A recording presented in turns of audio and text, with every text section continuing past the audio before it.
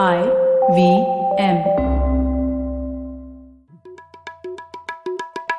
भाई हम हिंदुस्तानियों को बतियाना बड़ा पसंद है। बंगाली में अड्डा, उड़िया में खोटी, कन्नड़ा में हरटे और हिंदी में पुलियाबाजी। इस कला के लिए हमारी हर भाषा में एक शब्द है। तो प्रणय और मैं तो अक्सर मिलकर पुलियाबाजी करते ही रहते हैं। हमने सोचा कि आपको भी इसमें शामिल कर लिया जाए।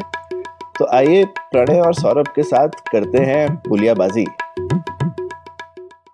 हेलो सौरभ, कैसे हैं आप? बस बढ़िया प्रणय, तुम बताओ। सौरभ, 12 अक्टूबर को जो सूचना का अधिकार है, उस वो जो अधिनियम है वो पास हुए 16 साल हो गए। आपको पता था क्या? तो मतलब ये तो पता था कि अर्ली 2000s में हुआ है, तो हाँ, पर ऐसे ध्यान में नहीं था। लगता है कि अब ये मतलब हमारे जीवन का पार्ट ही है, तो बिल्कुल।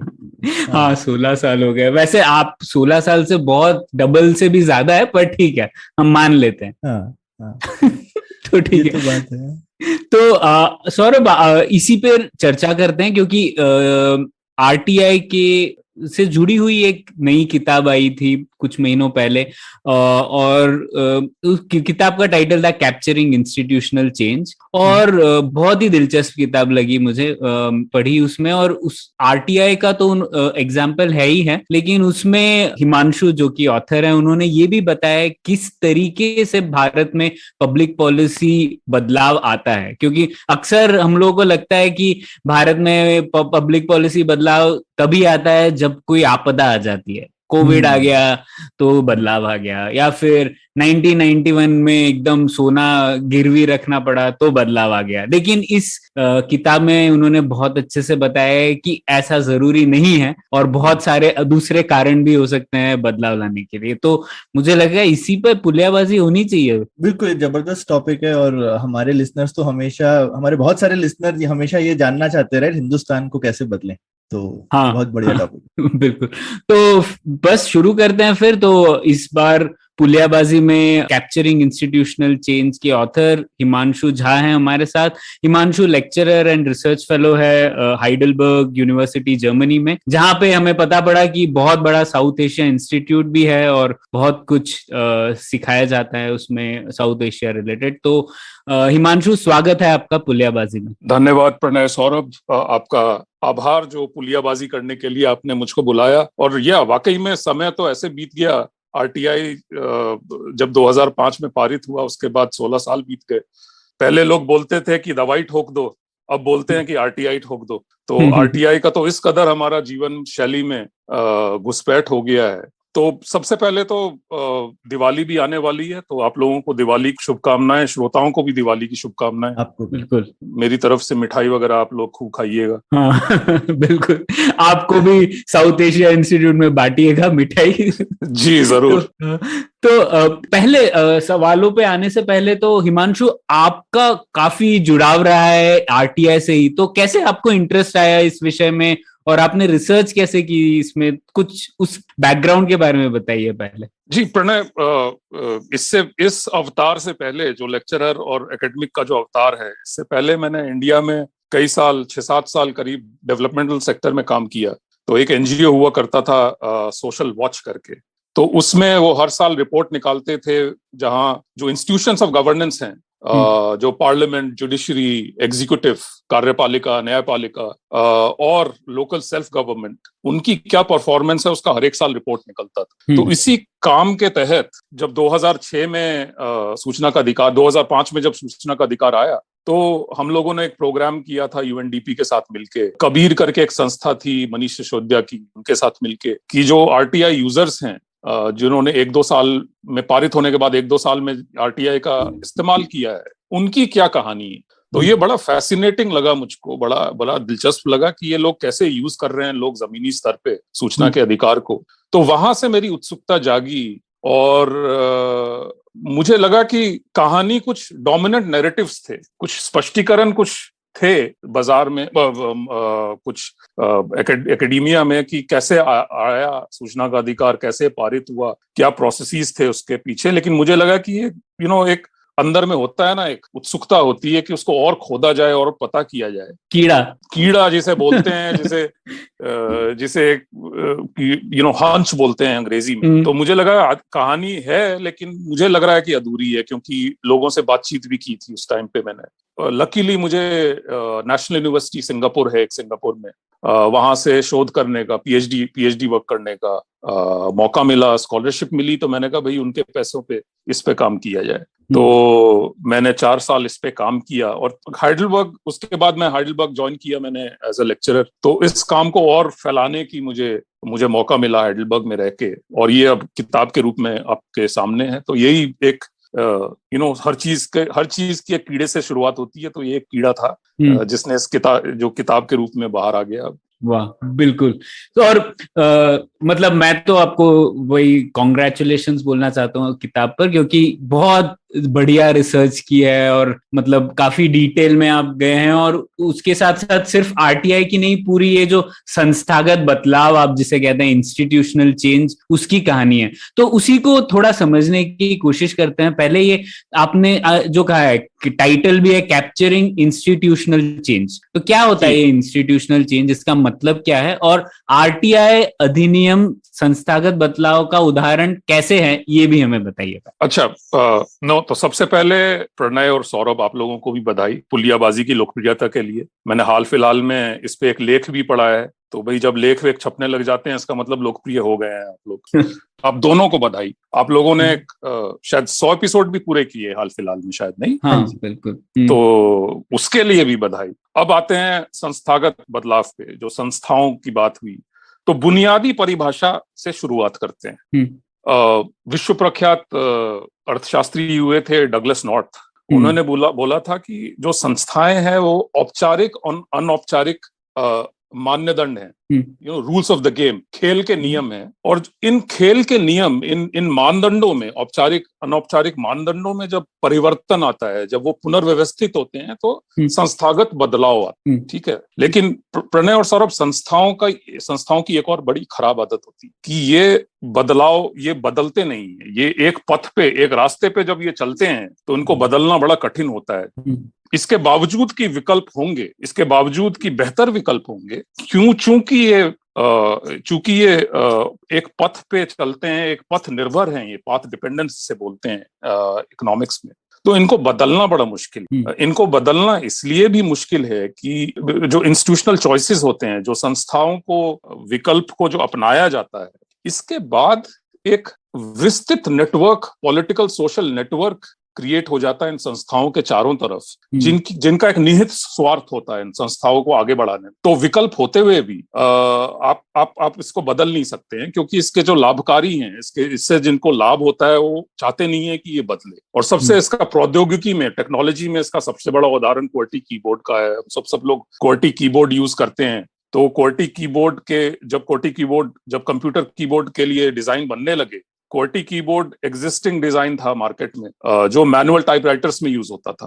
विकल्प थे मार्केट में, लेकिन चूंकि हम QWERTY कीबोर्ड पहले से इस्तेमाल करते आ रहे हैं, एक पथ निर्भरता है QWERTY कीबोर्ड की तरफ, तो उससे निकलना मुश्किल हो जाता है। ठीक है, लेकिन इसमें एक और मुद्दा है कि चूंकि संस्थाएं बदलती नहीं है, चूंकि संस्थाओं में बदलाव आता नहीं है बहुत दिनों तक, तो जब संस्थाएं पुनर्व्यवस्थित होती हैं, जब औपचारिक मापदंड, खेल के नियम जब पुनर्व्यवस्थित होती हैं, जब बदलाव आता है, जब संस्थाओं का जो पथ है वो अलग हो जाता है, तो ये एक पजल की तरह ट्रीट किया जाता है सामाजिक विज्ञान में। ये पहेली है। और तो 1991 का आप लोग जिक्र कर रहे थे, तो 1991 इकोनॉमिक रिफॉर्म्स जो हुए इंडिया में, वो भी एक पहेली की तरह ही समाजशास्त्रियों ने उसको जांचा परखा कि ये हुआ कैसे, ये चेंज कैसे हुआ। पीटर हॉल करके हुए थे, उन्होंने इंग्लैंड के संबंध में बोला था कि कीन्सियन से मुद्रावादी शासन में ग्रेट ब्रिटेन में कैसे बदलाव आया। तो एक पहेली के रूप में ये हम लोगों के सामने आता है। तो जो भारत में सूचना व्यवस्था में जो परिवर्तन आया आरटीआई के सूचना के अधिकार के तहत, वो भी एक पहेली के रूप में ही है। ये भी एक कहानी है जिसमें जो संस्थाएं थी, जो गोपनीयता को प्रमोट करती थी, जो गोपनीयता को बढ़ावा देती थी, वो संस्थाएं ऑलमोस्ट 6 दशक तक कायम रही। 6 दशक तक ना कायम ही नहीं रही, बल्कि एक तरह से जिसे बोलते हैं गड़ गई, एम्बेडेड हो हर एक सिस्टमिक लेवल पे। तो उदाहरण के तौर पे जो कानूनी व्यवस्था थी, गोपनीयता की, वो official secrets act of 1923 right after independence हुआ, civil services conduct rules 1964, manual and office procedures of government of India, sections 1 to 3 of Indian Evidence Act और Manual of Department Security Instructions of 1966।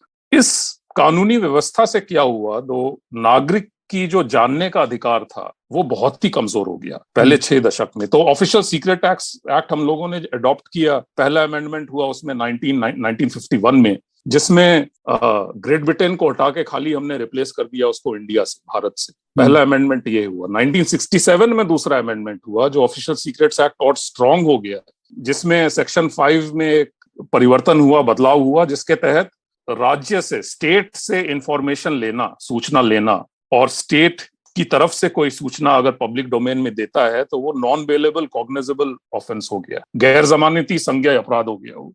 तो जो ये संस्थाएं थी जो गोपनीयता को बढ़ावा देती थी, ये खाली चली नहीं, ये बल्कि और गड़ गई है, सिस्टम के अंदर घुस गई, लॉक हो गई। ये हिमांशु क्यों हुआ था 66 में? आपने बताया, ये बड़ा इंटरेस्टिंग चीज है, ये पता नहीं था। ये 67 में हुआ, चूंकि बैकग्राउंड ये था कि इंडो चाइना वॉर और इंडो पाक वॉर का कंटेक्स्ट था इसमें, लेकिन इसके हम लोग इस पे चर्चा करेंगे, इसमें दूसरे भी पहलू थे। तो 1967 में उसको और स्ट्रॉन्ग किया गया, और चूंकि उसको और स्ट्रॉन्ग किया गया, ये जिसे कहते हैं ना, लॉक इन हो गया, एक ताले में चाबी लग गई इसके 67 अमेंडमेंट के बाद।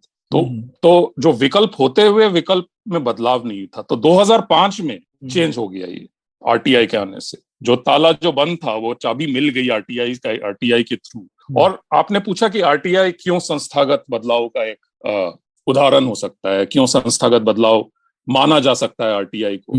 तो उसके 3 महत्वपूर्ण बिंदु हैं। पहले तो ये महत्वपूर्ण उसका मुद्दा है कि अनौपचारिक औपचारिक मानदंड हैं, जो अनौपचारिक औपचारिक नियम हैं, वो चेंज हो गए गोपनीयता से खुलेपन की तरफ, गोपनीयता से जवाबदेही, पारदर्शिता की तरफ। तो इसमें जो पुनर्व्यवस्था हुई ना संस्थाओं में, उसकी वजह से हम लोग कह सकते हैं ये संस्थागत बदलाव था। दूसरा बदलाव था, कुछ लोग कहेंगे कि ये राइट टू इंफॉर्मेशन जो मनरेगा हुआ, Mahatma Gandhi rural employment guarantee act हुआ 2005 में, और कई राइट्स बेस्ड लेजिस्लेशंस आए उस बीच में, उसी का पार्ट था।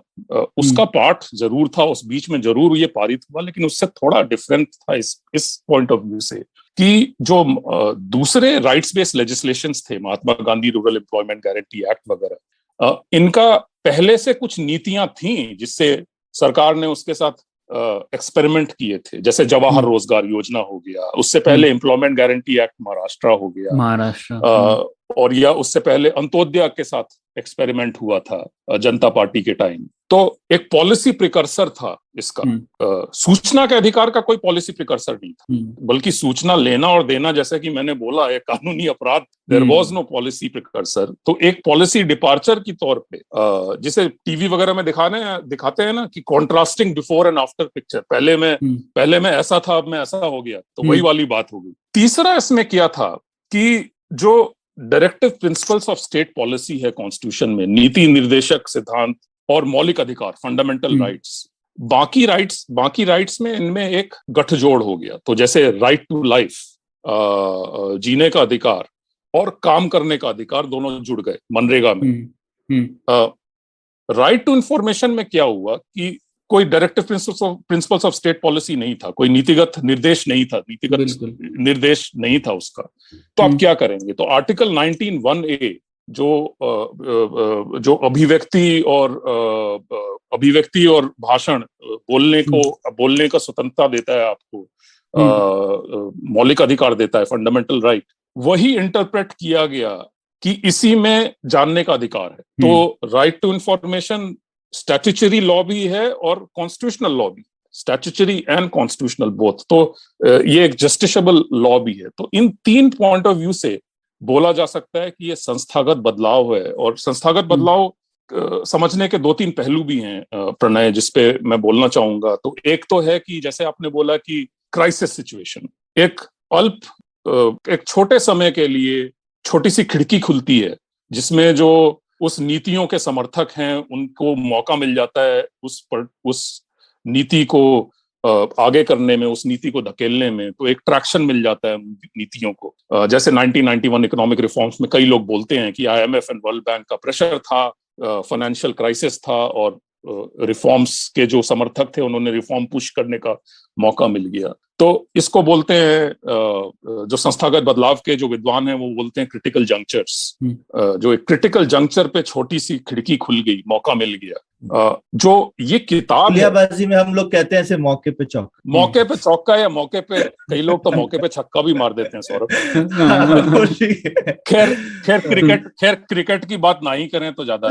हाँ सही बात, ये ठीक बात है। दुखती रग पे मत हाथ रखिए। चलिए आगे। ये जो किताब है ये थोड़ा अलग बदलाव पे फोकस करता है। ये परत बाय परत दर परत एक वैचारिक मूल्यों पे जो द्वंद्व हुआ 1947 से लेके 2005 तक, उसको कैप्चर करता है। और ये एक धीरे धीरे होने वाली चीज है, जिसको मैंने किताब में बोला है लेड टिपिंग पॉइंट, जो धीरे धीरे होती है, जो स्लोली होती है। इसका एग्जांपल होगा कि जैसे हम लोग घास लगाते हैं ना, खैर आजकल तो लोग फ्लैट में रहते हैं, घास वाले मकान तो कम होते हैं, लेकिन जमीन पे जब घास लगाते हैं तो एक दो घास की जो बालियां होती हैं वो लगती हैं, एक दो जो घास के ब्लेड्स होते हैं वो लगते हैं, और धीरे धीरे वो स्प्रेड होती हैं। और जो पहले एकदम सूखा होगा उसमें घास के रूट्स लग जाते हैं, वो हरा हो जाता है। तो ये एक बहुत ही धीरे वाली प्रक्रिया है, ये एकदम स्लो मूविंग प्रोसेस है। तो ये किताब इस तरह की प्रोसेस को टूल देती है, इस तरह के प्रोसेस को ये आर्ग्यू करती है। तो जैसे एक पुरानी फेमस कहानी है ना, वो बोलते हैं कि तुम्हारा दिवालिया कैसे निकला, तो कहता है धीरे धीरे और फिर अचानक। तो बदलाव इसी तरह से आते हैं, धीरे धीरे और फिर अचानक।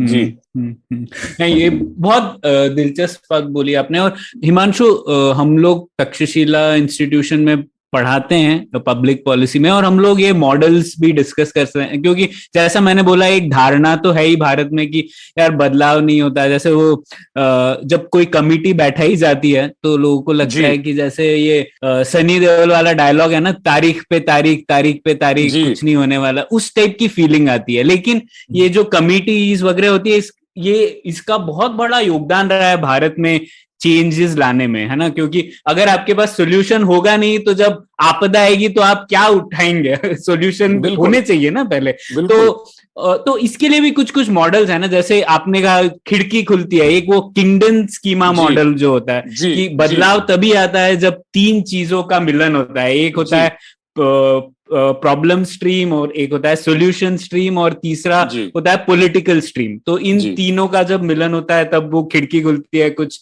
बदलाव आता है। और आपने जो इंस्टीट्यूशनल चेंज का मॉडल बोला वो मुझे वो ओवरटन विंडो टाइप लगा। जो ओवरटन विंडो एक और मॉडल है जो कहता है कि कोई भी पॉलिटिकल एक्टर जो है वो कंट्रोवर्शियल चीज, रेडिकल चीज नहीं कहना चाहेगा, वो यही चीज कहना चाहेगा जो पॉपुलर है, जो लोग मानते हैं।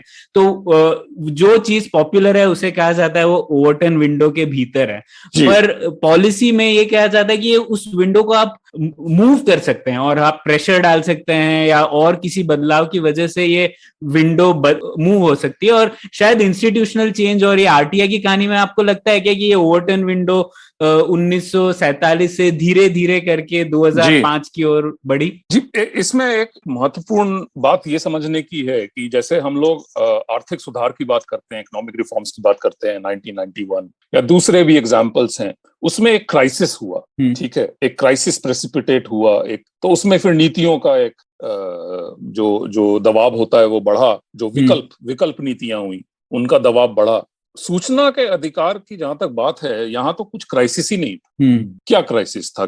क्या बाहर से कोई प्रेशर नहीं था, अंदर से कुछ प्रेशर था नहीं, सरकार करे ना करे। तो एक बहुत ही महत्वपूर्ण उसमें बात ये उभर के आई कि एक सामाजिक दबाव, एक सामाजिक आंदोलन था, उसका दबाव पड़ा, और उस वजह से सरकार ने जो स्टेट है, राज्य ने ये पारित किया जो कानून। और एक पॉलिटिकल अपॉर्चुनिटी भी था कि यूपीए सरकार बनी 2004-2005 में, और भीतर से और बाहर से ये जो सामाजिक आंदोलन के जो कार्यकर्ता थे उन्होंने सरकार पे दबाव बनाया कि ये बने। तो एक उसमें महत्वपूर्ण बिंदु ये भी है। ये किताब इस धारणा को भी थोड़ा सा प्रॉब्लमेटाइज करती है, थोड़ा सा प्रश्न चिन्ह उठाती है। हम भारत में तो हम लोगों की आदत होती है हर चीज पे प्रश्न उठाना, तो भाई हम भी तो भारतीय ही हैं। बिल्कुल। इसमें हिमांशु एक सवाल इसमें मेरे पास एक तो पहला ये बुनियादी चेंज है, इसका एक और एग्जांपल मैं ऐड करूंगा। आपने काफी अच्छे पॉइंट्स बताए कि इसके आने की वजह से कितनी उथल पुथल हो गई थी, और कुछ सालों तक इतने महकमे, इतने सारे संस्थान, मतलब ये कोई ऐसा एक चीज नहीं था कि जिसने आपके लाइफ के किसी एक पार्ट में घुस गया। ये हिंदुस्तान की सरकार का और इवन सरकार से एलाइड कोई इंस्टीट्यूशन नहीं था जो इससे बचा। और कुछ सालों तक मतलब लोगों को इतनी आदत थी कि सूचना ना देने की, क्योंकि सूचना ना देना उनका अधिकार था पहले। तो जैसे ये सूचना लेने का अधिकार बना, लोग, और उनके पास में इवन जिसको बोलते हैं अपरेटस भी नहीं था। मेरे को याद है इधर एक IIM बैंगलोर के डायरेक्टर थे, वो शुरू में इतने परेशान हो गए थे, वो कहते थे कि मैं 30% मेरा समय सिर्फ RTI जवाब देने में जाता रहता। अभी आजकल तो ऐसे सब नहीं बोलते, लेकिन कुछ साल तक लोगों का एकदम जो है ना दिनचर्या, काम करना सब उल्टा पुल्टा हो गया था। तो बहुत ही जबरदस्त इसका असर था। लोग अभी भूल गए क्योंकि अब आदत हो गई है, लेकिन पहले 3-4 साल तो बहुत असर था। इनफैक्ट मैंने कुछ लोगों के मुंह से ये भी सुना है कि इसका असर इकोनॉमिक ग्रोथ पे भी पड़ा, क्योंकि काफी निर्णय स्लो हो गए इसकी वजह से। तो ओवरऑल बहुत हिला देने वाला इवेंट था ये। दूसरी एक और चीज कि ऐसा नहीं कि सिर्फ लॉ बन गया, पब्लिक प्रेशर था। मतलब इसी के साथ में एक एग्जांपल दीजिए, जैसे लोकपाल के लिए कितना हल्ला गुल्ला था, सब था, लॉ बन गया, पर हुआ क्या? कुछ नहीं, क्योंकि करने की अंदर से या तो इच्छा नहीं थी। तो ऐसा भी नहीं है कि लॉ पास होने से कुछ हो जाता है। लॉ तो एक चीज है। जी, बहुत ही महत्वपूर्ण पहलू है ये। नहीं, इसमें दो चीजें मैं बोलूंगा सौरभ। एक तो क्या हुआ, आपने एकदम बोला कि लोग जब ये आया तो एकदम से उथल पुथल मच गया ये सूचना के अधिकार के आने से। अभी भी ये उथल पुथल मचाता है, ऐसी बात नहीं है, और इस पे हम लोग चर्चा करेंगे मेरे ख्याल से इस पॉडकास्ट में। एक चीज ये हुई कि पहले जो लॉजिक ये था, पहले जो गोपनीयता का जो कानून व्यवस्था था, जो मैंने अभी बताया, ऑफिशियल सीक्रेट्स एक्ट वगैरह वगैरह, उसमें लॉजिक ये था कि जो ऑफिशियल इंफॉर्मेशन है वो एक उस महत्वपूर्ण है, जो नेशनल इंटरेस्ट है और जो स्टेट इंटरेस्ट है उसको प्रोटेक्ट करने के लिए, ये एक लॉजिक बना। तो हमको ये तो मालूम था कि सरकार की एक संदूक होती है और संदूक में से कुछ कुछ पिटारे से कुछ कुछ चीजें निकलती हैं, लेकिन वो कैसे निकलती हैं, क्यों निकलती हैं, कौन इन पे निकालने के लिए निर्णय लेता है, ये बनाता कौन है, ये सरकार के पिटारे से जो निकलती हैं चीजें। तो इस पे कई जो 1947 पे इस पे चर्चा हो रही है, ऐसी बात नहीं है। तो जब 2005 में जब ये आया सूचना का अधिकार, तो ये सरकार के पिटारे के अंदर में क्या हो रहा है ये पता लगाने की कोशिश शुरू कर दी लोगों ने, जो अभी तक जारी है। तो जिसे कहते हैं ना कि एक द्वंद्व शुरू हो गया, जो गोपनीयता और खुलेपन के बीच में जो द्वंद्व है वो एक शुरू हो गया सूचना के अधिकार के आने से।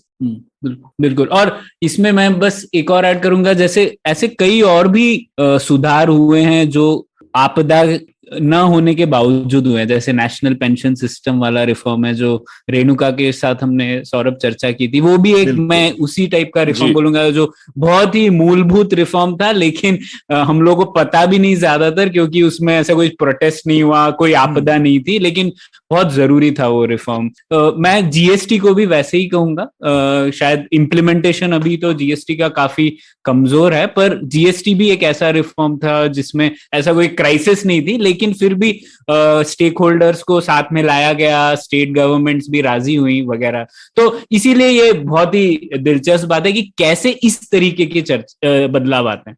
तो दूसरा सवाल हिमांशु, ये जो आपने कहा कि गोपनीयता और पारदर्शिता के बीच में एक द्वंद्व चल रही थी, तो आपकी किताब में एक बहुत ही मतलब आश्चर्यजनक क्लेम है, और आप कहते हैं कि ये जो बदलाव है ये खुद स्टेट के अंदर से आया, और भारतीय स्टेट खुद बदलाव, उसके कुछ एलिमेंट्स ये बदलाव चाहते थे। तो ये कैसे हो सकता है? ये तो हम लोगों ने बहुत ही आश्चर्यजनक बात है, क्यों सरकार खुद अपने ऊपर बंदिश लगाने की कोशिश करेगी। बिल्कुल, क्योंकि पब्लिक इमेजिनेशन में तो होता है, मतलब अरुणा रॉय का नाम आता है, भारतीय मजदूर संघ का नाम आता है वगैरह, राइट, कि बाहर से बहुत प्रेशर था, लोग बोलते थे हमको कागज दिखाओ का आंदोलन वगैरह, पर हाँ कुछ इस पे रोशनी डालिए जी। अब नहीं, और MKSS, अरुणा रॉय और निखिल डे, इनका तो योगदान रहा ही है लेटर स्टेज पे।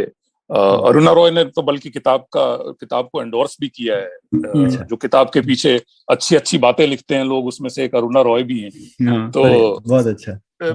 इसमें एक मेथोडोलॉजिकल पॉइंट है। इसमें पॉइंट ये है कि शुरुआती बिंदु कहाँ से हुई। मतलब घबराइए नहीं प्रणय सौरभ, मैं आदिकाल की बात नहीं कर रहा हूँ। ये तो पूरा पॉडकास्ट ही वेस्ट हो जाएगा। पूरा पॉडकास्ट 1-2 दिन का हो जाएगा अगर मैं आदिकाल से उसको ट्रेस करना शुरू करूंगा। लेकिन प्रस्थान बिंदु जिसे कहते हैं, पॉइंट ऑफ डिपार्चर, ये कहाँ से है। तो ये जो नैरेटिव है, जो सामाजिक आंदोलन वाला जो स्पष्टीकरण है, ये 1990 करीब से प्रस्थान बिंदु उसको मानता है, उसी से शुरुआत हुई है। एक और व्यू पॉइंट है कि ये एलीट नेटवर्क था जिसने पुश किया राजनीतिक स्तर पे, हाई लेवल राजनीतिक स्तर पे इसको प्राथमिकता दी। तो मेरे लिए जो शुरुआत कहाँ से हुई, ये एक बहुत बड़ा प्रश्न था। और मेरे हिसाब से चूंकि हम लोग सरकार के खुलेपन की बात करते हैं, पारदर्शिता, जवाबदेही की बात करते हैं, वो निकला कहाँ से। तो वो तो गोपनीयता का जो बहस हो रही थी पिछले कुछ सालों से, पिछले 3-4-5-6 दशक से, इंडिया के स्वतंत्रता के बाद, भारत के स्वतंत्रता के बाद, ये वहीं से निकला। और उसी जो वैचारिक द्वंद्व, जो वैचारिक मतभेद थे, उन्हीं से निकला। तो मेरे लिए जो शुरुआती बिंदु है वो 1947 है, क्योंकि 1947 में ऑफिशियल सीक्रेट्स एक्ट अडॉप्ट हुआ, जो हम लोगों ने मैकेनिकली अपने जो शासक थे, भूतपूर्व शासक ब्रिटिशर्स, उनसे ले लिया, उसको मैकेनिकली ले लिया। तो जब आप ये शुरुआती बिंदु को पुनर्व्यवस्थित करते हैं, जब शुरुआती बिंदु से फिर हम लोग 1947 करते हैं, तो कुछ ऐतिहासिक साक्ष्य ऐसे सामने आए जो कि मेन स्ट्रीम नैरेटिव में एकदम मिसिंग थे। और इसलिए मैं थोड़ा डिफरेंट कंक्लूजन है, थोड़ा भिन्न मेरा वो है इस पे स्पष्टीकरण, जो ये वैचारिक मूल्यों का, ये वैचार आइडियाज का, ये कहानी वैचारिक मूल्यों की है, ये एक वैचारिक द्वंद्व की कहानी है, जो 1947 से एक्चुअली शुरुआत हुई। और ये परत दर परत उभरी है, ये परत दर परत। तो पहले परत में ये पहले परत से ही पहले परत में जो ये खुलेपन पे विचार थे, ये खुलेपन, ये पारदर्शिता, जवाबदेही के जो विचार थे, ये नवजात विचार थे, ये नए थे, और ये हाशिए पे थे। जैसे कि मैंने बताया, ऑफिशियल सीक्रेट्स एक्ट और सिविल सर्विसेज कंडक्ट रूल्स और वगैरह, ये सिस्टम में घुस गए थे। ये सिस्टमिक लेवल पे, हर सिस्टम लेवल पे, हर स्टेज पे, हर स्तर पे ये घुस गए थे। जैसे सौरभ ने बताया, ये एक आदत बन गई थी, गोपनीयता एक आदत बन गई थी कार्यपालिका और उसकी राजनीतिक दलों की और रूलिंग पार्टी की। तो लेकिन हाशिए पे ये जो विचार थे, नव विचार, नेसेंट आइडियाज जिसे बोलते हैं, ये उभरने शुरू हुए। और 1947 से ये स्टार्ट हो गया। इसके 2 सोर्सेस थे, इसके एक्चुअली 3 सोर्सेस थे। एक सोर्स तो था पहले फेज में 1947 की शुरुआती दौर पे ही, कि स्वतंत्रता के बाद सरकार ने कई समितियों का गठन किया, प्रशासनिक सुधार पे, प्रेस की स्वतंत्रता, भ्रष्टाचार। इन समितियों के रिपोर्ट ने चैलेंज किया कि गोपनीयता का, डेमोक्रेसी में, लोकतंत्र में गोपनीयता की क्या जगह है, गोपनीयता होनी चाहिए कि नहीं होनी चाहिए, खुलापन होना चाहिए कि नहीं होना चाहिए। तो इस पे इन रिपोर्टों में, और ये रिपोर्ट तो सरकार ने इन समितियों का गठन किया था ना, तो ये तो सरकार के भीतर से ही ये विचार आ रहे थे। तो जैसे प्रेस लॉ इंक्वायरी कमेटी का रिपोर्ट था 1948 में, या पहला भारतीय प्रशासन पे रिपोर्ट था एप्पलबी रिपोर्ट, एक पॉल एच एप्पलबी करके पब्लिक एडमिनिस्ट्रेशन के विद्वान हुआ करते थे, अमेरिका में थे। उनका ये वो हम्फ्री एप्पलबी नहीं है, तो नहीं, कुछ अच्छा किया इन्होंने। हाँ जी, पॉल एच एप्पलबी है। ये फोर्ड फाउंडेशन और मिनिस्ट्री ऑफ फाइनेंस के इनविटेशन पे ये इंडिया में आए थे, और उन्होंने पहला रिपोर्ट लिखा था भारतीय प्रशासन पे। और मैं उस पे में से एक इम्पोर्टेंट कोट करना चाहता हूं। उन्होंने बोला, और ये अंग्रेजी में होगा, कि the new government has not yet got away from N arbitrary secrecy unnecessarily depriving Indian university professors and citizens generally of desirable information। तो ये 40 लेट 40s और 50 के दशक में इस तरह के रिपोर्ट आए, और ये सिलसिला जारी रहा 60s 70s में। तो जैसे मुखर्जी का Indian Institute of Public Administration से रिपोर्ट आया था, access to official records and information. उसके बाद report on the machinery of government of India, law commission report वगैरह वगैरह। एक संतनम कमेटी का गठित हुआ था 1962 में, संतनम कमेटी का गठन हुआ था, जिसमें भ्रष्टाचार पे उन्होंने लिखा था, और उन्होंने भी बोला, to the maximum extent possible the transaction of government business should be open. तो ये तो सिलसिला 40 से लेके 60-70s तक जारी रहा कि रिपोर्ट्स में ये चीजें आई, लेकिन ये हाशिए पे थी, ये एकदम नए आइडियाज थे, इनका कोई एक्सेप्टेंस नहीं था राज्य में। दूसरा सोर्स बड़ा इंपॉर्टेंट था, वो था विपक्षी पार्टी कि जो विपक्ष था उन्होंने पुरजोर विरोध किया कि ये जो गोपनीयता का जो कल्चर है, ये जो कल्चर ऑफ सीक्रेसी है, ये हट जाना चाहिए। तो इसका एक सबसे बड़ा उदाहरण है 1965 में लोकसभा में, और उस टाइम के लोकसभा स्पीकर थे हुकुम सिंह करके। उन्होंने एक निर्णय पारित किया, उन्होंने नीति पारित किया कि अब लोकसभा के जो मेंबर्स हैं वो सीक्रेट रिपोर्ट जो है, कॉन्फिडेंशियल रिपोर्ट, उससे कोट कर सकते हैं, उससे अपना मंतव्य रख सकते हैं, उससे डायरेक्ट कोट कर सकते हैं। और इस रूलिंग का ओरिजिन ये था कि एक सदस्य हुआ करते थे ऑपोजिशन में, पीके दियो ने एक सीबीआई रिपोर्ट और यूनियन सब कमिटी रिपोर्ट से कोट करना चाहा, जो कि डैमेजिंग था to former chief ministers of Orissa, Biren Mitra और बीजू पटनायक के खिलाफ काफी बातें थी उस रिपोर्ट में। तो रूलिंग पार्टी ने, तो जो अध्यक्ष थे हुकुम सिंह, उन्होंने मना कर दिया उसको। तो वॉकआउट हुआ, पार्लियामेंट में हंगामा मच गया, पुरजोर विरोध हुआ। उसका कंटेक्स्ट ये भी था कि 2 घंटे पहले, ठीक 2 घंटे पहले, एक रूलिंग पार्टी के सदस्य ने इसी रिपोर्ट से कोट किया था। तो इसका और ज्यादा विरोध हुआ, और इस विरोध के चलते ये हुआ कि हुकुम सिंह ने ये रूलिंग दिया। इस काफी डिटेल में रूलिंग है, इस किताब में डिस्कशन भी है इस रूलिंग का, 7.8 पॉइंट रूलिंग है कि, और उसका सार ये है कि अब पार्लियामेंटेरियंस हैं वो भी कोट कर सकते हैं कॉन्फिडेंशियल रिपोर्ट से, टॉप सीक्रेट रिपोर्ट्स जो होते हैं उनसे। लेकिन दिलचस्प बात ये है कि मई 1965 में एकदम इस रूलिंग के बाद एक कैबिनेट नोट सर्कुलेट हुआ कि क्यों ना ऑफिशियल सीक्रेट्स एक्ट को अमेंड किया जाए और उसको और स्ट्रॉन्ग कर दिया जाए, और तगड़ा कर दिया जाए, और वो किया जाए। और उसमें एक बड़ी इंपॉर्टेंट बात थी कि जो अपराध, जो जानकारी लेने और देने का जो अपराध है, उसको संज्ञेय और गैर जमानती भी बना दी। तो ये सर्कुलेट हुआ, और हम सब जानते हैं कि 1967 में अमेंडमेंट हुआ और स्ट्रांग बन गया। तो ये एक द्वंद्व शुरू में ही चालू हो गया between the ruling party and the opposition party, विरोधियों में और जो रूलिंग पार्टी। इस एपिसोड में एक और चीज पता चलती है जो आजकल हम सब भूल गए हैं, कि भाई स्पीकर एक कॉन्स्टिट्यूशनल पोजीशन है जो कि इतनी पावरफुल है। ये पिछले 20-25 साल में तो हम भूल ही गए हैं हिंदुस्तान। जी एकदम करने को कितना कुछ कर सकते हैं। जी, तो उसमें ये एक द्वंद्व चालू हुआ। और इसमें एक बात ये जानने की है कि जो चाबी लग गई थी ताले में, उसको खोलने में बड़ी जद्दोजहद, तो ये शुरू से ही लोगों को मालूम था। लेकिन ये अभी भी हाशिए पे, ये जो विचार थे ये अभी भी हाशिए पे थे। इसमें एक और इम्पोर्टेंट ट्विस्ट है प्रणय, जो कि मैं ये पॉइंट फिनिश कर लूं, बड़ा इंपॉर्टेंट पॉइंट है कि क्या होता है कि जब विपक्ष पावर में आती, जनता पार्टी हम लोग जानते हैं पहला विपक्षी दल का एक गठजोड़ था जो कि पावर में आया। जब जनता पार्टी पावर में आई तो सबसे पहले उनके चुनावी घोषणा पत्र उन्होंने जिक्र किया कि सरकारी मामलों में अधिक खुलापन रहेगा और सरकार प्रतिबद्ध है, कुछ मैकेनिज्म क्रिएट करेगी जिससे नागरिकों को जानकारी, जो सरकार के अंदर जो होता है उसकी जानकारी प्राप्त हो। तो ये खाली राजनीतिक प्रतिबद्धता नहीं थी, ये खाली पॉलिटिकल कमिटमेंट नहीं था।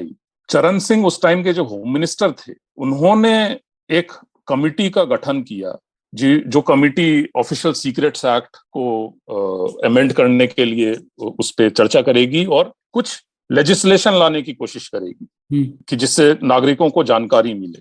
कमिटी के जो सदस्य थे वो रिप्रेजेंटेटिव्स थे कैबिनेट सेक्रेटेरिएट से, ministry of home affairs, ministry of finance, कार्यपालिका के लोग थे, मेनली कमेटी के सदस्य, उन्होंने बोला नहीं इसकी कोई जरूरत नहीं।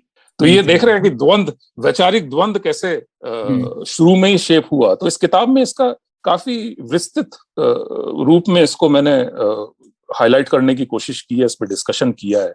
जनता पार्टी के बाद ये हुआ कि ये जो विचार थे, नव विचार जो थे, ये धीरे धीरे हाशिए से पॉलिसी सेंटर स्टेज पे आना शुरू कर दिया इन्होंने। तो ये एक स्लो मूविंग प्रोसेस था जिसपे हम लोग चर्चा करेंगे। ऑफ कोर्स अगेन रिपोर्ट्स में निकला जो डायरेक्टली बोल रहे थे कि सूचना का अधिकार होना चाहिए, नागरिकों को सूचना मिलनी चाहिए। नीतियों पे भी बातचीत पार्लियामेंट के अंदर शुरू हुई। एक मेंबर हुआ करते थे जीसी भट्टाचार्य, जो लोकदल पार्टी के थे, उन्होंने पहला प्राइवेट मेंबर्स बिल टेबल किया पार्लियामेंट में ऑन फ्रीडम ऑफ इंफॉर्मेशन 1983 में। सुब्रमण्यम स्वामी ने वो सेम बिल टेबल किया लोकसभा में 1984 में। सॉरी, जीसी भट्टाचार्य राज्यसभा के मेंबर।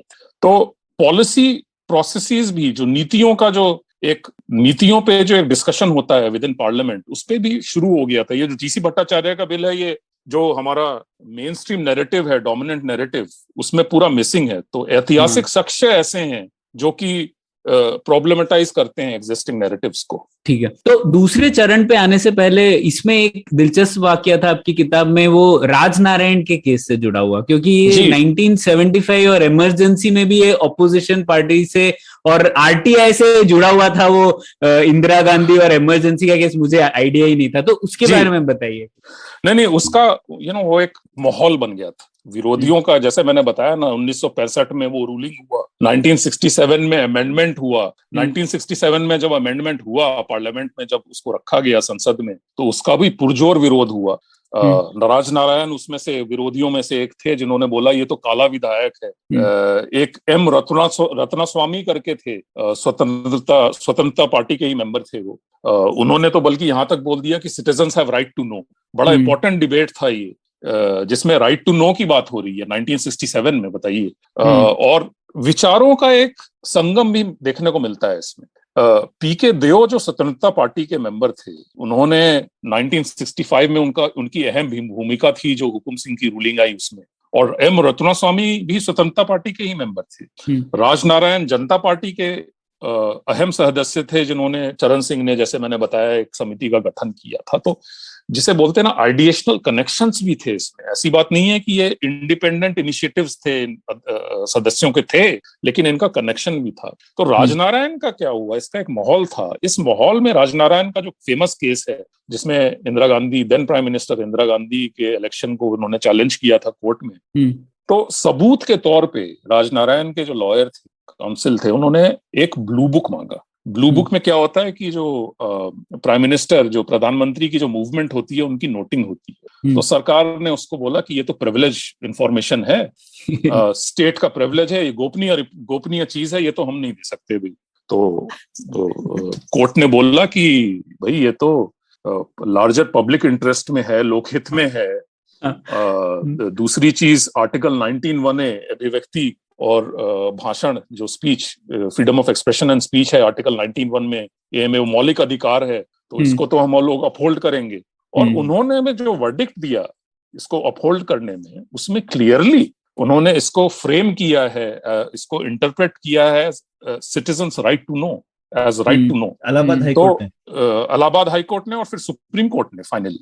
तो ये वर्डिक्ट बड़ा इंपॉर्टेंट वर्डिक्ट था in the initial years also. और कोर्ट पे हम लोग शायद बात करेंगे इस पॉडकास्ट में, जो बड़ा एक अहम भूमिका थी इस केस की, प्रणय।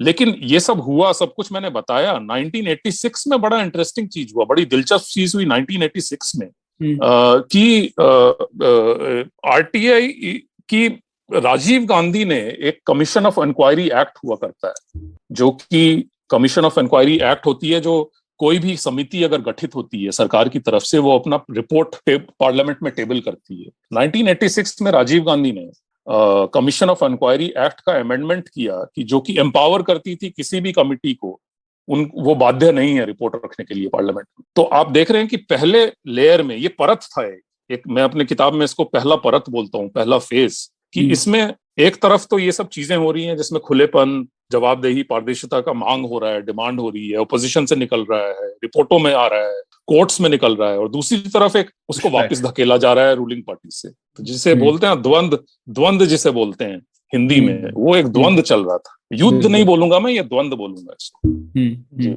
ठीक है, तो ये हो गई पहले चरण की बात। तो दूसरे चरण में आप कहते हैं कि ये विचार एकदम मुख्य धारा में आ गए, हाशिए पे थे और मुख्य धारा में आ गए। तो ये कैसे हुआ और ये कब हुआ? ये मुख्य धारा में आ गए कैसे पता लगे? ठीक है, तो मेरे हिसाब से ये मुख्य धारा में आ गया इसलिए क्योंकि पहली बात तो जितने राजनीतिक दल थे सबने अपने इलेक्शन मैनिफेस्टो में राजनीतिक प्रतिबद्धता दिखाई कि हम लोग लेजिस्लेशन देंगे, फ्रीडम ऑफ इंफॉर्मेशन या राइट टू इंफॉर्मेशन। किस साल में ये हुआ? नेशनल फ्रंट 1986 में, जैसे कि मैंने बोला कि राजीव गांधी ने कमीशन ऑफ इंक्वायरी एक्ट को अमेंड करने का प्रस्ताव रखा।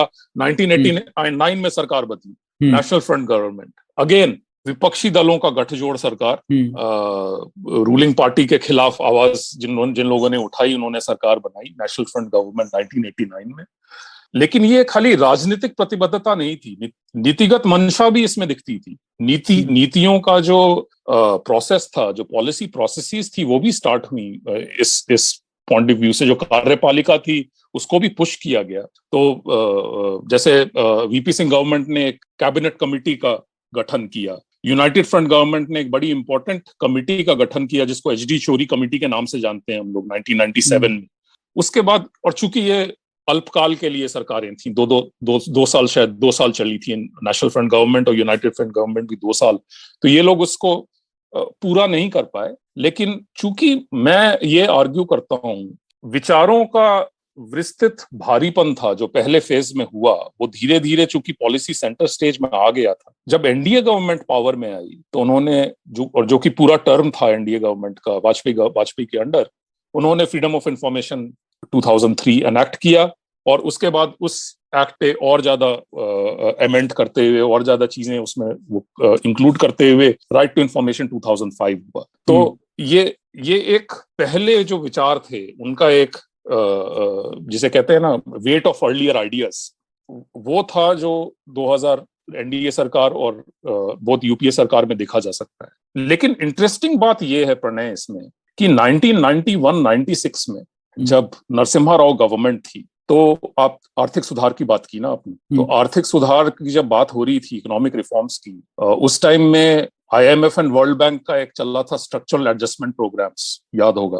नीतिगत आर्थिक सुधारों की बात उन्होंने, रिकमेंडेशंस थे। अब तो सबको पता है कि आईएमएफ एंड वर्ल्ड बैंक तो भैया अच्छे डॉक्टर नहीं है, लेकिन तब माना जाता था कि ये लोग अच्छे डॉक्टर हैं दोनों, आईएमएफ एंड वर्ल्ड बैंक। तो इन्होंने जो पारदर्शिता और अकाउंटेबिलिटी एंड ट्रांसपेरेंसी, पारदर्शिता, जवाबदेही, एक अहम इसका पार्ट था स्ट्रक्चरल एडजस्टमेंट प्रोग्राम का। इकोनॉमिक रिफॉर्म्स हुए तो हम लोग ये सोचेंगे कि इकोनॉमिक रिफॉर्म्स चूंकि हो रहे थे तो पारदर्शिता, खुलापन, इसको भी बढ़ावा दिया जाएगा, ऐसा नहीं हुआ। 1991-96 के दौरान एक गैप आया बहुत बड़ा, जिसमें जो पॉलिसी प्रोसेसेस स्टार्ट हुई थी वीपी सिंह गवर्नमेंट के दौरान, उनको एकदम ठप कर दिया गया, उनको एकदम साइडलाइन कर दिया गया।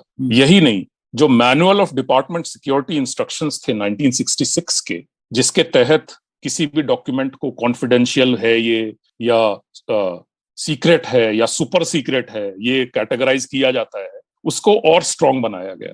तो पुशबैक अभी भी जारी था, ऐसी बात नहीं थी कि पुशबैक नहीं था 1990, लेकिन जो वेट ऑफ अर्लियर आइडियाज इतने स्ट्रांग हो गए थे, इतने भारी हो गए थे, जो इनको इग्नोर करना बड़ा मुश्किल हो गया था जब वाजपेयी गवर्नमेंट आई, और उसके बाद जब कांग्रेस गवर्नमेंट, जब यूपीए गवर्नमेंट आई। क्योंकि हम लोग जैसे ये किताब दिखा रही है कि जो यूपीए गवर्नमेंट के जो अहम पार्टनर थे, रूलिंग पार्टी, सबसे ज्यादा रूल किया उन्होंने तो 96 तक उसको इग्नोर किया, इस आइडिया को।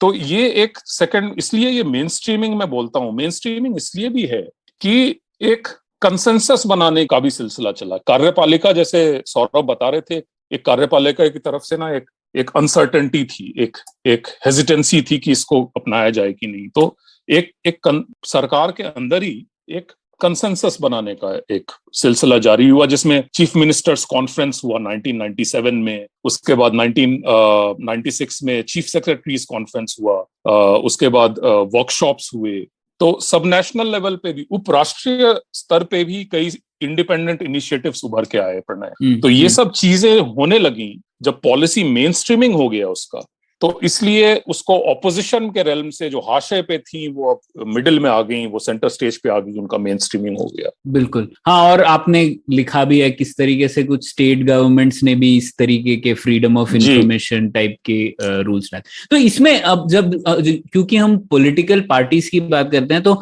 अक्सर जब हम लोग संस्थागत बदलाव की बात आती है तो लोग ये एक शब्द का बहुत प्रयोग करते हैं, पॉलिटिकल विल होनी चाहिए, मतलब राजनीतिक इच्छा शक्ति होनी चाहिए, नहीं तो कुछ बदलाव नहीं आता। तो इस कहानी में राजनीतिक इच्छा शक्ति का कहाँ पे रोल था?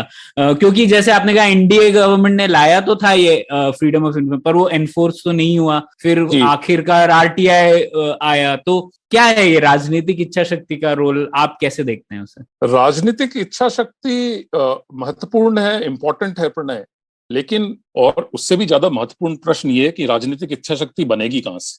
तो हवा में नहीं बनती ना राजनीतिक इच्छा शक्ति, तो वैक्यूम से निकल के नहीं आएगी, उसको बनाता कौन है?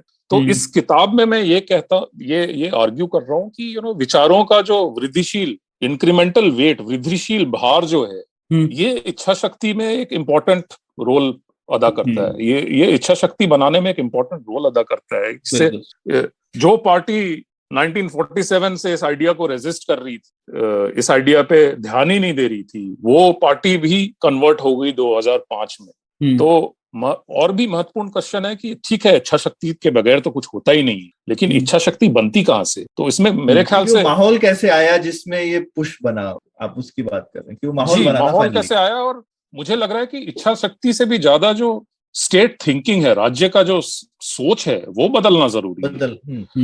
वो कैसे बदलेगा? वो तो विचारों से ही बदलेगा, वो किसी दबाव में नहीं बदलेगा। इसका सबसे बड़ा तो उसका इंपॉर्टेंट काउंटर एग्जांपल मैं देना चाहूंगा, उदाहरण देना चाहूंगा सेडिशन एक्ट का। सेडिशन एक्ट में चूंकि राज्य की सोच नहीं बदली है, स्टेट की सोच नहीं बदली है, तो सेडिशन एक्ट भी चेंज होने का कोई, जबकि सुप्रीम कोर्ट के कितने निर्देश आ गए वगैरह हो गया, पर क्या हुआ उससे? कुछ होता थोड़ी है जी।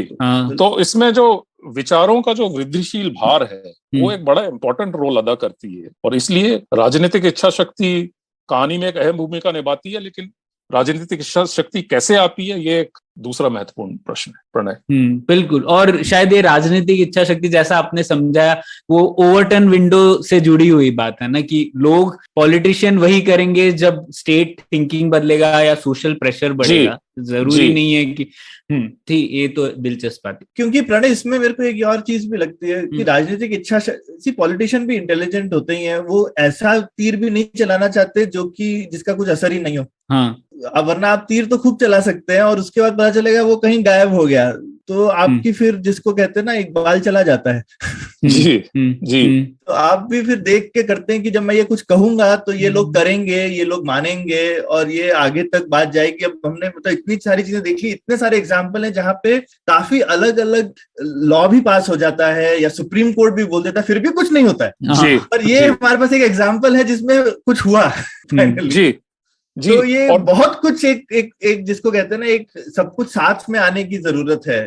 तो ये चेंज जो है, ये भी एक विचित्र है। हाँ जी सौरभ, जैसे कि मैंने बताया ना कि इवन सेकंड उसमें जो मेन स्ट्रीमिंग का जो आइडिया था, मेन स्ट्रीम जो हुआ ये विचार, इसमें भी एक कंसेंसस बिल्डिंग का सिलसिला चला, जो बहुत बड़ा सिलसिला था और काफी सालों जिसमें काफी सालों तक जो कार्यपालिका थी उसको कैसे लिया जाए इसके अंदर, कैसे उनके जो मतभेद हैं इस लेजिस्लेशन के साथ, उसको कैसे आयन आउट किया जाए। तो ये आसान काम नहीं है। जी ठीक है। बीच में आपने हिमांशु बोला था न्यायपालिका का भी जो सोच है उनकी, उसमें भी बदलाव आया धीरे धीरे, तो उसकी कहानी क्या थी, वो थोड़ा संक्षेप में बताइए। जी प्रणय, आपने तो बल्कि कीवर्ड बोल दिया, संक्षेप में बताइए। हमें तो क्योंकि कोर्ट से जुड़ी हुई बात है ना, कोर्ट के जजमेंट पढ़ के ही डर लगता है। हम लोग बोलते हैं ना कि गला साफ करने में 1-2 घंटा लग जाता है हमें। तो नहीं प्रणय, उसमें मुद्दा ये था कि मैंने बताया कि विचार हाशिए पे थे, विचार मेन स्ट्रीमिंग हुआ, विचारों का मुख्य धारा में आए। इसमें कोर्ट का भी ये तो एक सेगमेंट जो इम्पोर्टेंट है, जो कोर्ट जुडिशरी, उसने 1947 since independence freedom of press की बात पे वर्डिक्ट्स देने शुरू किए, और उसमें एक बड़ी अहम चीज निकल के ये आई कि लोकतंत्र में सूचना की प्रसार का बड़ा अहम भूमिका है, बहुत आवश्यक है लोकतंत्र में सूचना का प्रसार होना। और नंबर ऑफ केसेस कोर्ट ने फ्रीडम ऑफ प्रेस के पॉइंट ऑफ व्यू से जो वर्डिक्ट्स दिए, तो ये जो एक डिस्कोर्स चल रहा था ना विद इन स्टेट, जो मैंने पहले ट्रेस किया है पहले अपने परत में, उस डिस्कोर्स को एक तरह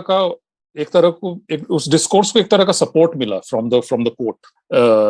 जो सूचना का प्रसार है, ये आर्टिकल 19(1)(a) के तहत लोकतंत्र में इसका बहुत अहम भूमिका है। तो ये सबसे फेमस केस हुआ था, पता नहीं लोगों को याद होगा, कि रोमेश थापर और ब्रिजभूषण केस, जिसमें कोर्ट ने इनके फेवर में रूल किया था। तो ये शुरुआत तभी से हुई, लेकिन चूंकि विचार अभी हाशिए पे थे, मेन इनका मुख्य धारा में नहीं आए थे ये, तो कोर्ट के वर्डिक्ट्स भी मुख्य धारा में नहीं थे, कोर्ट के वर्डिक्ट भी हाशिए में थे।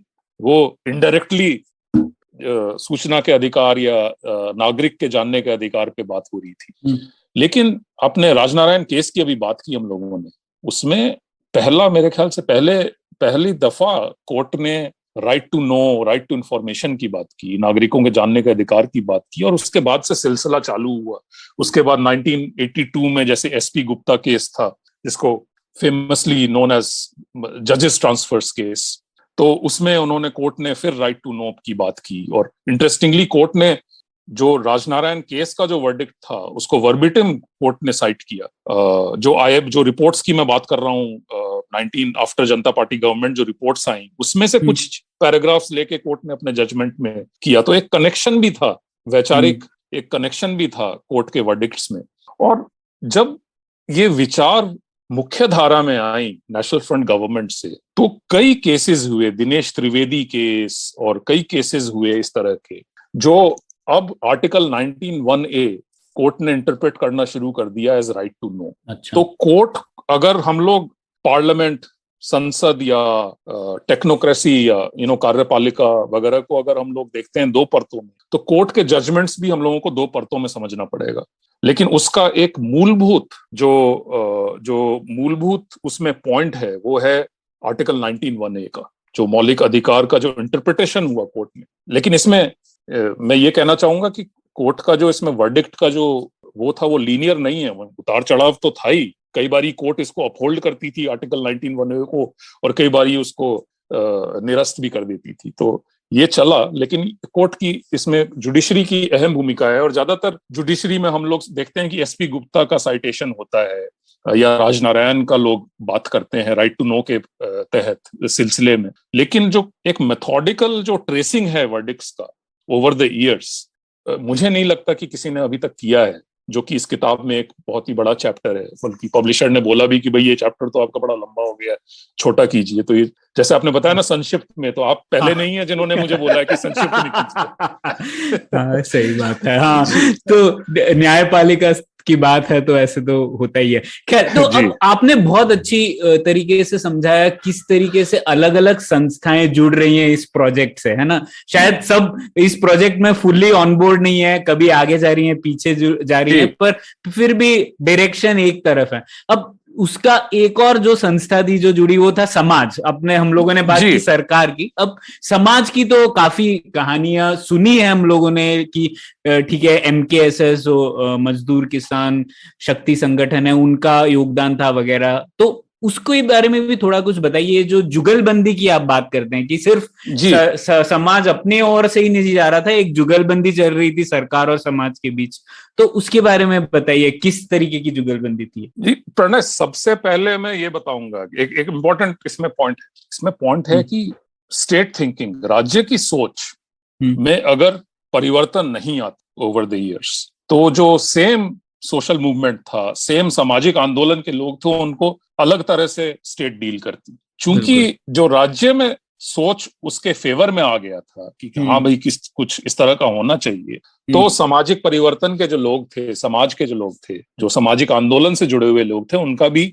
इसमें बोलबाला बढ़ गया इसमें। तो 2000 से आप देखेंगे, चूंकि मैंने इंटरनल गवर्नमेंट पेपर्स पे ये किताब लिखी है और उसी पे मैंने एविडेंस किया है, वो हार्डकोर एविडेंस है। 2000 से आप देखेंगे कि जो सामाजिक आंदोलन से जुड़े हुए लोग थे, उन्होंने parliament department related parliamentary standing committee में अपना मंतव्य रखा। और 2000 से ही ये सिलसिला, 2000 से पहले जो चीजें हुई उसमें सामाजिक आंदोलन से जुड़े हुए लोग, क्योंकि 1990 में तो एमकेएसएस बनाई, जन्मी हुआ राजस्थान में। तो लेकिन जो इसका सरकार समाज की जुगलबंदी है, ये बहुत महत्वपूर्ण है, क्योंकि इस जुगलबंदी में क्या हुआ कि एमकेएसएस ने राजस्थान में जो शुरू किया अपना मूवमेंट अराउंड आजीविका का जो एक मुद्दा था, जमीन का अधिकार का एक मुद्दा था, उसके अराउंड फेयर वेजेस का मुद्दा था, जो हम लोगों को मजदूरी मिले, पूरी मजदूरी मिले, उसमें एक बहुत अहम चीज निकल के आई कि भाई हम लोग ये तभी इस पे हम लोग क्लेम कर पाएंगे जब तक हमें जानकारी नहीं मिलती है इसकी, जब तक हमें प्राइमरी डॉक्यूमेंट्स का एक्सेस नहीं मिलता है, तब तक हम इस पे क्लेम ही नहीं कर पाएंगे, क्योंकि सब कुछ तो पिटारे के अंदर होता है ना, पिटारे के बाहर तो हमको बस दिखता है कि नीतियां कौन सी निकल के आ रही हैं। तो एमकेएसएस ने एक शुरू किया सिलसिला कि इसको जो पूरा मूवमेंट था इसको फ्रेम किया गया कि हम लोगों को जानने का हक है, हमारा पैसा हमारा हिसाब, पूरा ये कहानी सबको मालूम है, पब्लिक डोमेन में है। लेकिन इसमें एक इंपॉर्टेंट बात ये हुई कि एक नेटवर्क बनना शुरू हुआ। इस नेटवर्क में खाली सामाजिक आंदोलन से जुड़े हुए लोग नहीं, इसमें फॉर्मर जर्नलिस्ट थे, इसमें लीगल फ्रेटर्निटी से जुड़े हुए लोग थे, जुडिशरी से जुड़े हुए लोग थे, पॉलिटिशियंस थे, फॉर्मर प्राइम मिनिस्टर्स थे, एक एकेडेमिया से जुड़े हुए लोग थे। तो एक नेटवर्क बनना शुरू हुआ, और उसमें मैं ये बोल रहा हूं कि ये एक लार्जर यूनिवर्स था, एक लार्जर नेटवर्क था जिसे समझने की जरूरत है, जो कि with in and outside the state काम कर रहा था, बहुत भीतर से और बाहर से स्टेट में काम कर रहा था। और इसको मैंने बोला है कि ये अब मैं इसका हिंदी में नहीं बोल पाऊंगा, एपिस्टेमिक नेटवर्क, विद्वानों का एक नेटवर्क जिसे समझ लीजिए आप। और खाली विद्वान जिनका डोमेन स्पेसिफिक पॉलिसी डोमेन पे नॉलेज है, जैसे लीगल फ्रेटर्निटी से जो जुड़े हुए लोग थे उनको लीगल स्पेसिफिसिटीज जो थे, जो कानूनी स्पेसिफिक्स थे उनसे जुड़ी हुई नॉलेज थी, जो जमीन से जुड़े हुए लोग थे, जो सामाजिक कार्यकर्ता थे उनको जमीन से जुड़ी हुई नॉलेज थी। कुछ लोग ऐसे भी थे जो प्लानिंग कमीशन के मेंबर रह चुके थे नेशनल फ्रंट गवर्नमेंट में, वीपी सिंह गवर्नमेंट के, जैसे शेखर सिंह, वो इस नेटवर्क के पार्ट थे। तो एक बड़ा यूनिक सा ये एक नेटवर्क बना जिसने रोल प्ले करना शुरू किया, बहुत अहम भूमिका प्ले करनी शुरू की अराउंड अर्ली 2000s में, मिड 2000s में। और जब यूपीए सरकार बनी तब ये पूरी तरह से, और नेशनल एडवाइजरी, कुछ लोग तो नेशनल एडवाइजरी काउंसिल के भी मेंबर्स थे, इन्होंने जो एक अनसर्टेनिटी थी, एक संदेह जो था इस लॉ की तरफ विद इन कार्यपालिका का, उसको बहुत हद तक उसको सॉल्व करने की कोशिश की। तो ये जो जुगलबंदी है, ये बल्कि सबसे बड़ा चैप्टर है। इसको मुझे बोला भी गया संक्षिप्त करने को, लेकिन मैंने कहा नहीं, इसको संक्षिप्त नहीं कर पाऊंगा मैं। तो ये काफी लंबा मेरे किताब में ये चैप्टर है जिसको मैंने ये कैप्चर करने का कोशिश किया है। तो सामाजिक आंदोलन वाला जो वो है, वो खाली मेरे ख्याल से स्टोरी का एक पार्ट है, लेकिन जो लार्जर, जो बड़ी स्टोरी है, वो इस नेटवर्क की है, जिसने अहम भूमिका निभाई सूचना के अधिकार के लिए। बिल्कुल।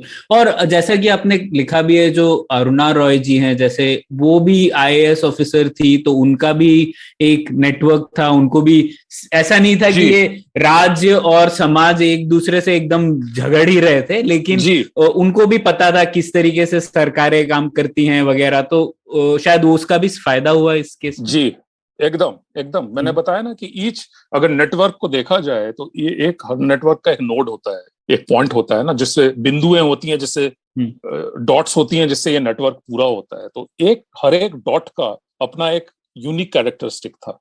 तो अरुणा रॉय को अगर लें तो अरुणा रॉय सामाजिक कार्यकर्ता भी थी, लेकिन उनको ये भी पता था कि सरकार के अंदर कैसे कार्य होता है, क्या होता है, ये भी मालूम था। जैसे अजीत भट्टाचार्य जी थे, जो फेमस जर्नलिस्ट थे, जनता पार्टी के दौरान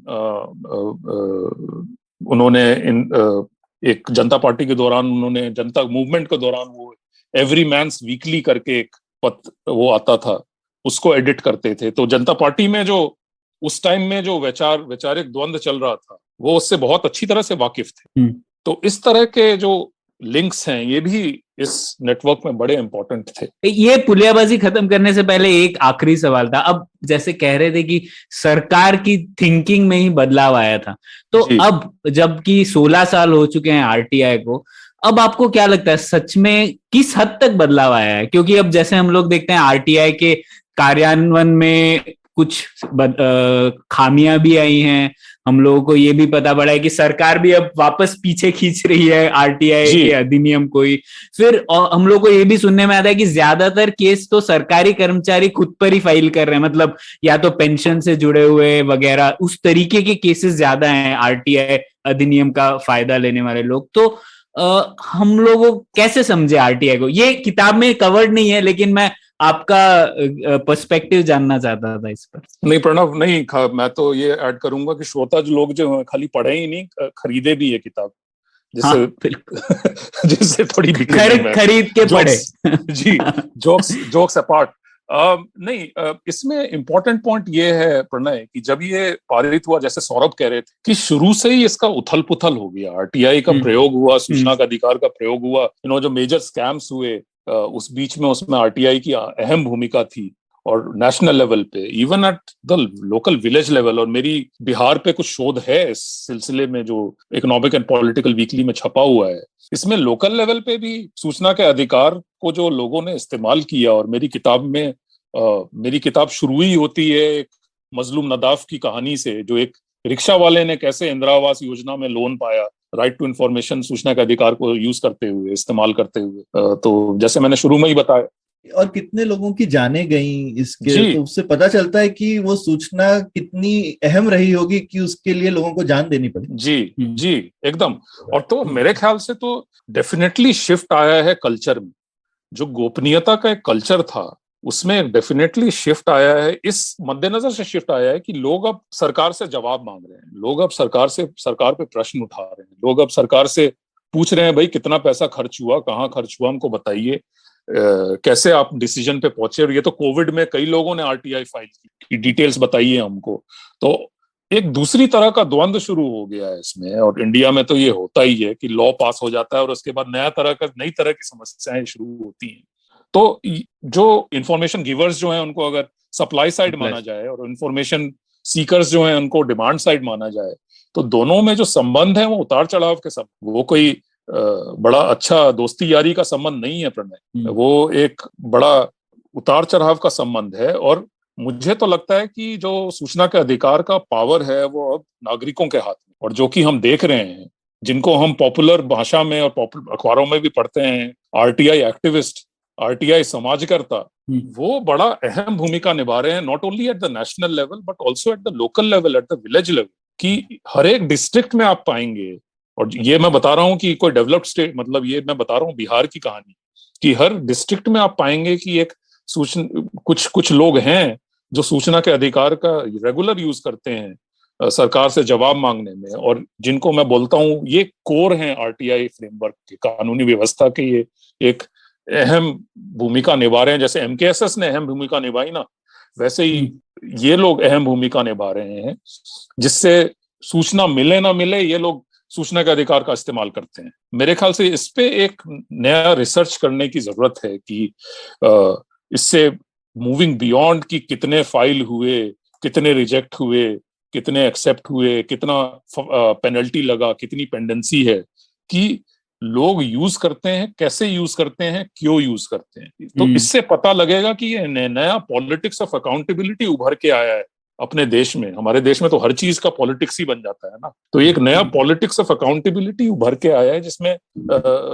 सूचना के अधिकार का एक नया तरह का पहलू उजागर होगा। तो ये मेरा पिछले कुछ सालों में, लेकिन हिमांशु अब लोगों ने थोड़े तरीके भी ढूंढ लिए ना, कुछ काफी जगहों पे ये लिख देना कि ये तो नेशनल सिक्योरिटी का मामला है, हम नहीं बता सकते, या फिर इलेक्शन जो इंफॉर्मेशन कमिश्नर के पोस्ट है उनको खाली छोड़ दो ताकि आप उनके खिलाफ अपील नहीं फाइल। तो जिसको कहते हैं वो द्वंद्व जारी है, लेकिन द्वंद्व ऐसा नहीं है कि माइंडसेट पूरा ही बदल गया है। तो आपने कहा जैसे जो डिमांड साइड अभी शायद हावी है थोड़ी, लेकिन सप्लाई वाले भी अब समझ रहे हैं कि एक थोड़ा जिसको कहते हैं ना कि हम भी बताते हैं, अभी हम भी सीख रहे हैं नाव पे। जी एकदम प्रेशर बनाया हुआ है। और और मतलब, और इसलिए मैं कहता हूँ जो एजेंट्स ऑफ अकाउंटेबिलिटी हैं, जिनको हम लोग कार्यकर्ता के नाम से जानते हैं, वो इम्पोर्टेंट अहम भूमिका इसलिए निभा रहे हैं कि हम लोग या आम लोग जो हैं उनको एक बार ही अगर आरटीआई का रिप्लाई नहीं मिलता है किसी भी कारण से, तो वो छोड़ देंगे, उनको और कामों में व्यस्त होंगे। ये लोग जो हैं ये फर्स्ट अपील जाएंगे, सेकंड अपील जाएंगे, ऊपर तक जाएंगे। तो ये कांस्टेंट एक प्रेशर बनाया हुआ है, तो इसको समझने की जरूरत है। कहीं से कुछ फंडिंग मिले तो इस पे रिसर्च किया जाए सौरभ। बिल्कुल बिल्कुल। नहीं, ये जिसको बोलते हैं मतलब हर चीज में सूचना का अधिकार, तो जिसको जैसे कहते हैं ना आजादी की लड़ाई हर रोज लड़नी पड़ती है, तो सूचना का अधिकार भी हर रोज छीनना पड़ता है। बिल्कुल बिल्कुल।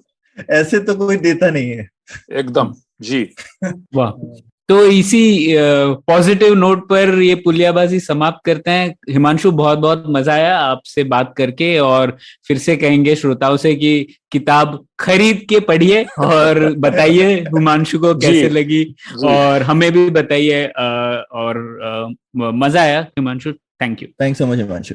धन्यवाद प्रणय, सौरभ आपका, और आभार कि आप पुलियाबाजी पे मुझको बुलाया और मेरे विचार साझा करने के लिए मौका दिया मुझको। Thank you. उम्मीद है आपको भी मजा आया। यह पॉडकास्ट संभव हो पाया है तक्षशिला इंस्टीट्यूशन के सपोर्ट के कारण। तक्षशिला पब्लिक पॉलिसी में शिक्षा और अनुसंधान के लिए स्थापित एक स्वतंत्र संस्था है।